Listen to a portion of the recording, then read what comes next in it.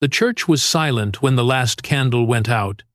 What remained was not the sound of prayer, but the echo of shoes scraping on marble and Keanu Reeves standing alone in the shadows. The funeral of Diane Keaton had ended hours ago, yet he stayed there, frozen, staring at the flowers wilting beside her portrait. People had always, I imagined, their connection as artistic, maybe platonic, two Hollywood souls orbiting each other in the same melancholic universe. But that day, after the funeral, Keanu finally spoke, and what he said would shatter the fragile myth that surrounded them. For decades, Diane Keaton had been a mystery wrapped in light, witty, eccentric, with her hats and her charm that made even cynicism look poetic. But to Keanu, she was something else entirely. A secret kept behind laughter. He once said that she understood the loneliness inside fame, and now, years later, his eyes were red, not from grief alone, but from the weight of truth unspoken. Reporters were waiting outside, expecting his usual silence. Keanu was famous for disappearing, for letting his sadness speak louder than his words. But not this Time. Not after the funeral. He faced the cameras with the quiet intensity of a man who had carried a ghost for too long. "There are things about Diane," he said slowly, "that no one ever knew. And maybe it's Time they did." The world froze. For a moment, it wasn't Neo or John Wick standing there. It was a man stripped bare of his myth, mourning not just a woman, but a chapter of his own life. "She wasn't who people thought she was," he continued. "She had affairs, and not just love affairs, but emotional wars. She lived many lives within one." Those words hit Hollywood like thunder. Rumors had followed Keaton for years, her romances with Al Pacino, Warren Beatty, Woody Allen, but Keanu's tone was different. It wasn't gossip. It was confession. It wasn't anger. It was sorrow. Behind every name, there was a story of loneliness disguised as art, of desire colliding with faith, of two souls who met too late or loved too quietly. He didn't cry. He didn't have to. The silence around Chaim did it for Chaim. The world had seen Keanu lose too much. Already his best friend River Phoenix, his unborn child, his girlfriend Jennifer Syme.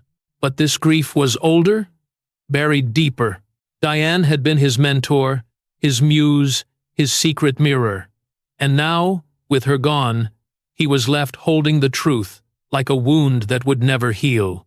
As the cameras clicked and questions drowned the air, he whispered one last line before walking away. "She taught me that love isn't what saves you, it's what ruins you beautifully." That was the moment Hollywood realized this wasn't just another funeral, it was a reckoning. Before the fame, before the camera flashes turned his sadness into myth, Keanu Reeves lived in a silence that shaped him like cold steel. He was born into chaos, a father who disappeared, a mother who kept moving, and a boy who learned to pack up his life before it ever had roots. There was no steady home, only motels, empty kitchens, and the soft hum of televisions trying to fill the void. While other children learned to speak their joy, Keanu learned to listen to silence. It was in that silence that he found the rhythm of his soul, slow, steady, patient. He wasn't meant to shout. He was meant to endure. Even in his teenage years, when acting found him, he never chased fame. He chased escape. The stage, the screen, they were sanctuaries where he could disappear and still be seen. He once said, "Acting is the only place where I can be alive without being myself." That paradox would follow him like a shadow throughout his life.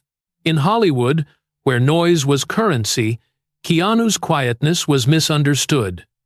Directors called him enigmatic. Journalists called him blank. But Diane Keaton saw something else.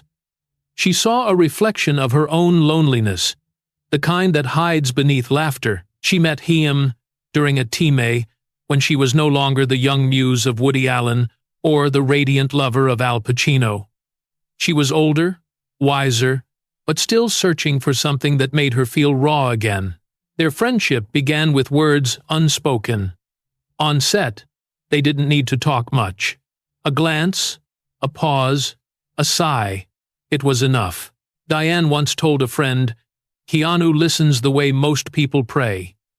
That quiet attention drew her in, and soon the two shared long walks through Los Angeles nights, where conversations drifted between art and heartbreak. He became her safe place, and she became his reminder that even broken hearts could still glow. Yet, for Keanu, love had always been dangerous. Every person he cared for seemed to vanish by death, by time, by fate. He carried loss like others carry tattoos. When Diane came into his life, she didn't erase that pain. She made it visible. She told Chaim that grief is proof of love, and he believed her until he realized she was living in her own contradictions. Behind the humor and the brilliance, Diane had her own ghosts, her own secrets buried beneath that graceful eccentricity. Still, he stayed, because in her he saw the same exile he'd always been. They were two travelers in the same wilderness, one hiding behind charm, the other behind silence. Hollywood saw a May-December friendship, maybe a strange creative bond, but in truth, it was something purer and more fragile. Two people who recognized the same wound in each other. Years later, when asked about Diane, Keanu's voice cracked just slightly. "She taught me that even loneliness can be beautiful if you stop running from it." But back then, before the lights, before the chaos, that silence, his silence, was all he had. And it would be the very thing that made Diane both love Chaim and destroy Chaim. It happened on a quiet afternoon during the filming of Something's Gotta Give. The set was filled with laughter. Diane, in her signature white turtleneck and wide smile, ruled the room with effortless charm. Keanu, younger, graceful yet withdrawn, stood in the background, watching her as though she were the only thing in focus. For the cameras, he played a doctor who fell for an older woman. For his heart, he wasn't acting at all. Diane Keaton had always been surrounded by legends. She had kissed Al Pacino under The Godfather's shadows, argued with Woody Allen in New York cafes, and danced through decades of stardom with the ease of someone who knew how to hide her pain behind art. But Keanu was different. He didn't try to impress her. He didn't compete with her brilliance. He simply existed quietly, honestly, and that disarmed her in a way fame never could. Between takes, they shared coffee and silence. It was never about the script. It was about the pauses between sentences. "You have a peaceful sadness," she told Chaim once. "It makes me feel safe." He smiled, unsure how to respond. What he didn't tell her was that her laughter had become his refuge, the only sound that could cut through the fog of all his ghosts. The chemistry between them didn't go unnoticed. The director called it accidental magic. But Hollywood rarely believes in accidents. Rumors started whispers about how Diane glowed around Chaim, how Keanu lingered when she walked away. To everyone else, it was a flirtation, maybe a harmless friendship between co-stars. To them, it was a quiet revolution. Two souls from different worlds, divided by age, bound by loneliness, found in each other a mirror they weren't ready to face. Keanu once said that being near her felt like standing too close to a flame you don't want to leave. She made Chaim laugh again. She reminded Chaim that love didn't always have to end in tragedy, but beneath that light, there was a shadow. Neither of them could escape the shadow of Time. Diane had lived her loves publicly. Keanu had lost his privately. Their lives moved at different speeds, but their hearts met in the same stillness. In those weeks, their connection deepened beyond what anyone could see. There were no confessions, no promises, just understanding.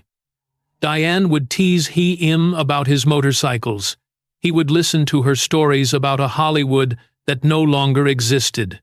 When filming ended, she gave Chaim a note handwritten, folded twice, that said, "You remind me that love can still be kind." Years later, Keanu would keep that note tucked inside a book of poems, its ink fading, but its ache eternal. That was how their worlds collided, not with fireworks, but with quiet gravity. And from that collision came something beautiful and doomed. Because love, for them, was never meant to last. It was meant to haunt. What began as soft glances and quiet laughter soon turned into something too deep to hide. Behind closed doors, away from the noise of cameras and contracts, Diane Keaton and Keanu Reeves built a secret world that didn't belong to Hollywood. It was not a grand romance marked by declarations or scandal. It was quieter, almost sacred. But secrets have a way of rotting from the inside. At first, it was simple. Late-night calls that stretched until dawn. Walks through Los Angeles streets where anonymity was their only luxury. She would read hymn poetry, Rilke, Yeats, Neruda, and he would listen with that same stillness that had once saved her. They weren't lovers in the usual sense. They were two broken souls who had found shelter in each other's ruin. "You don't have to fix me," she whispered once. "Just stay until it stops hurting." And he did. But Hollywood doesn't forgive sincerity. Rumors multiplied like wildfire. The tabloids called her his older muse, his obsession, his strange comfort. To Diane, it was humiliating. To Keanu, unbearable. He hated the noise, the intrusion, the way something pure was being dissected for entertainment. She laughed it off in public, that was her armor. But in private, the laughter cracked. She was used to being watched, but not like this. Not with him. Then came the letters. Keanu discovered that Diane had never really stopped writing to someone else. An old love. A man she could never let go of. The letters were poetic, nostalgic, written with the same passion she once offered to him. When he confronted her, she didn't deny it. "You were never meant to replace anyone," she said softly. "You were the reminder that I could still feel." For Keanu, it was a knife that cut clean. Not because she lied, but because she told the truth too late. His love had always been about loyalty, to people, to memories, to silence itself. He wasn't jealous of her past. He was crushed by the realization that he had become part of her pattern. Another story, another muse, another chapter, destined to fade. He started pulling away, disappearing the way he always did when life demanded too much of him. But Diane wouldn't let go. "You think love means disappearing?" she told him. "But it means staying even when it hurts." He looked at her with eyes full of quiet fire and said, "Every time I stay, I lose a piece of myself." Their last meeting was not cinematic. No rain, no grand farewell, just two people sitting in silence, knowing that whatever bound them had run its course. She kissed Chaim on the cheek and whispered, "You were the most honest thing in my life." He smiled sadly, knowing that honesty had never been enough to save either of them. When Diane died years later, Keanu didn't speak of her publicly until the funeral, until the truth finally tore itself free. Because behind the applause, behind the laughter, behind the headlines, there had always been this: a man who loved a woman that could never truly love him back, and a woman who mistook comfort for redemption. And somewhere between them, love burned quietly to ashes. The rain had stopped hours before the service began, but the air outside the church still smelled of wet roses and grief. Cameras lined the gate, flashes cutting through the fog like lightning, waiting for something, anything, that might turn pain into spectacle. Inside, Keanu Reeves sat in the second row, unmoving. His face was carved from stone, his hands folded so tightly that his knuckles turned white. Diane Keaton's photograph stood at the altar, framed by lilies, her smile frozen in eternal warmth. For most, it was the farewell of a Hollywood icon. For Chaim, it was unfinished business. He had spent the previous night alone, reading her old letters, the same ones she had written to other men, Words of longing, of apology, of hunger that never found peace. And somewhere in between, notes she had left for him. Small fragments of truth she never dared to say aloud. One read, "You saw me when I didn't want to be seen. That's what terrified me." He folded it once, slipped it into his jacket, and decided that silence had lasted long enough. When the priest invited those who wished to speak, the room expected the usual Hollywood elegy, gentle anecdotes, polished smiles, and the comforting illusion that death heals everything. But when Keanu walked up to the pulpit, the air changed. The sound of his boots on marble echoed like a heartbeat. He looked at the crowd, the actors, the producers, the journalists, and then at her picture. "Diane taught me that love," he began, voice trembling, "isn't a rescue. It's a reckoning." Whispers stirred, cameras clicked. But he didn't stop. She lived many lives in one body. She loved hard, she left suddenly, and she carried more loneliness than any of you will ever understand. He paused, as if steadying he himself against the weight of memory. She had affairs, yes. But not the kind you think. Her affairs were with life itself, with every man who reminded her that she was still alive. And in the end, that's what broke her. No one moved. The air was thick with discomfort, fascination, disbelief. For years, Diane had been the darling of romantic comedies, the untouchable queen of elegance. And here was Keanu, Hollywood's most private man, stripping away the myth in front of everyone. She wasn't perfect, he said softly. She was terrified of growing old, of being forgotten, of becoming her own echo, and she hid it behind laughter, behind grace, behind that damn hat she loved so much. He looked down, his eyes glassy. But she also loved deeply, and if you ever felt loved by her, even for a moment, you were blessed and cursed in the same breath.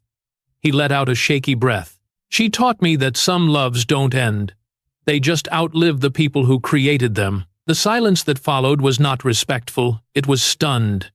He placed her letter on the coffin, whispered something only he could hear, and stepped away.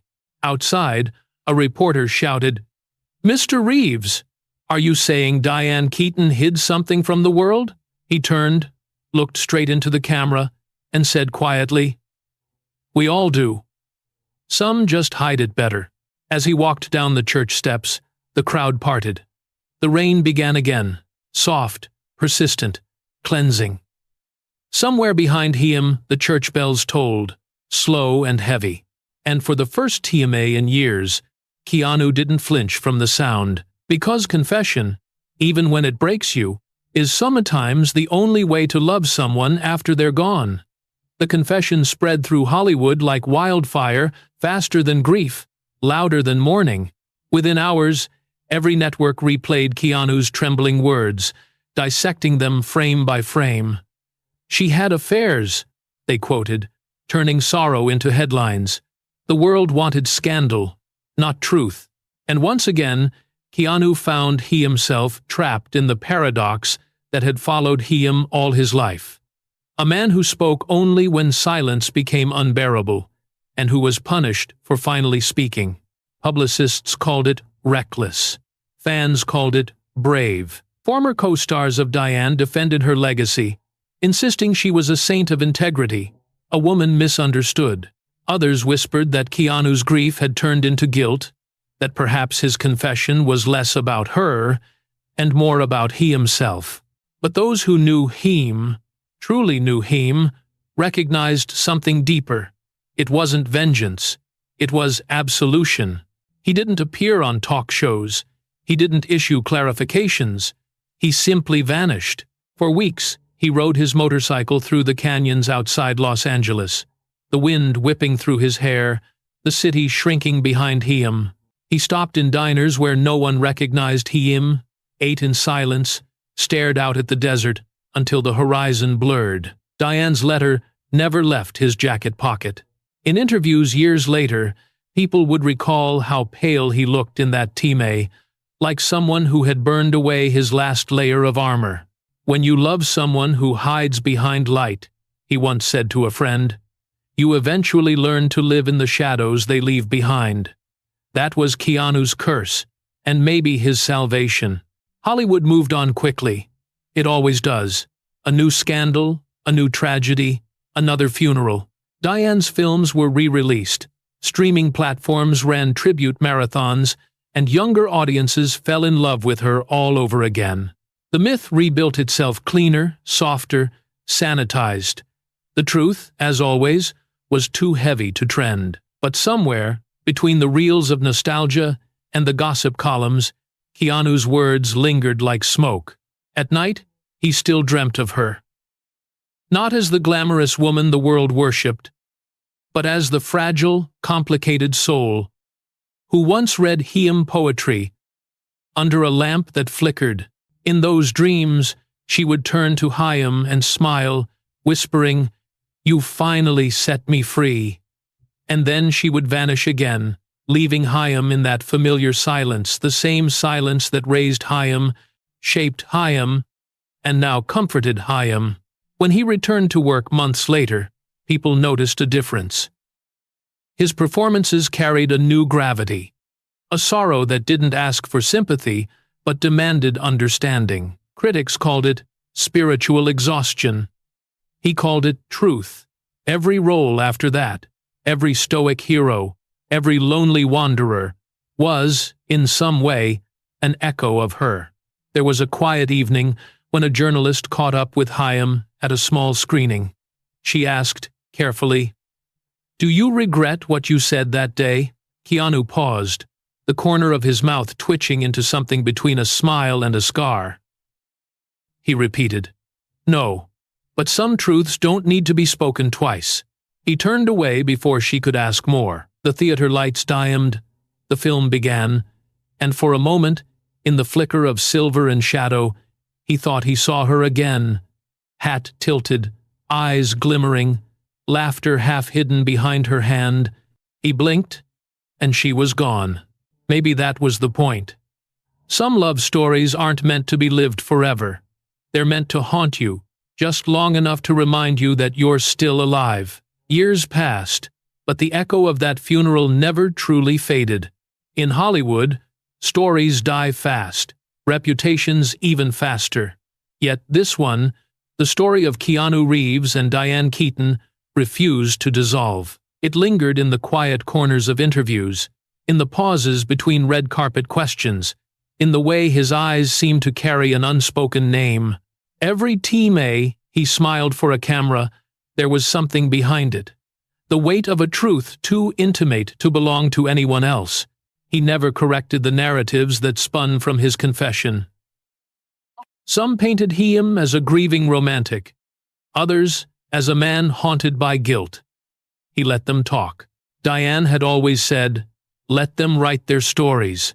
Ours will stay unwritten." In that silence, their truth remained safe, half remembered, half sacred. At film retrospectives honoring her, he would sometimes appear unannounced, standing in the back, anonymous among the crowd. He never spoke, never claimed his part in her story. But when the credits rolled and the lights rose, people swore they saw tears in his eyes, small, reluctant tears that belonged to a man who had loved in secret and mourned in public. There were rumors of an unfinished letter, one Diane had written shortly before her death. It was never found, but fragments were whispered among close friends, apologies, gratitude, and one haunting line, "You were my silence, and I was your noise." Whether it existed or not didn't matter. The words fit them too perfectly to be false. In later interviews, when asked about loss, Keanu would speak in metaphors. "Grief," he said once, "is love with nowhere to go." And that was how he carried her nowhere, everywhere, quietly. His life became a meditation on letting go without forgetting. The motorcycles, the late-night walks, the poetry readings he sometimes attended alone, all of it part of a ritual only he understood. Hollywood, of course, tried to reclaim her story. Biographies were written, documentaries made. They spoke of her brilliance, her humor, her courage. Few mentioned the loneliness that Keanu had revealed. Fewer still understood that it wasn't betrayal that had driven his confession, but mercy. To him, the truth was not a weapon, it was a prayer, a final act of love for a woman who could never admit how much she was hurting. As for Keanu, he kept moving, as he always had. Each new film added another layer of distance between Hayim and the past, yet somehow she was always there, in every lingering gaze, every moment of quiet before the storm. Friends said he had found peace. But peace, for Keanu Reeves, was not the absence of pain. It was learning to live with it like a scar that no longer bleeds. On the anniversary of her death, he was seen visiting a small coastal town north of Los Angeles. He walked to the edge of a cliff overlooking the Pacific, carrying nothing but a single white rose. He stood there for a long time, the wind tearing through his coat, his hair whipping across his face. Then, with a soft whisper lost to the waves, he let the rose fall. No cameras, no audience. Just one man, the ocean, and the memory of a woman who had taught Hayim that love, no matter how brief, leaves fingerprints on eternity. When he turned to leave, a faint smile crossed his face. The world would never know what he whispered to the sea that day, but those who knew his story understood. It was not goodbye. It was gratitude. Because some stories don't end when the credits roll. They live on in silence, in truth, in the spaces between what was said and what was felt. And in that silence, Keanu Reeves still loved Diane Keaton. Always had, always would.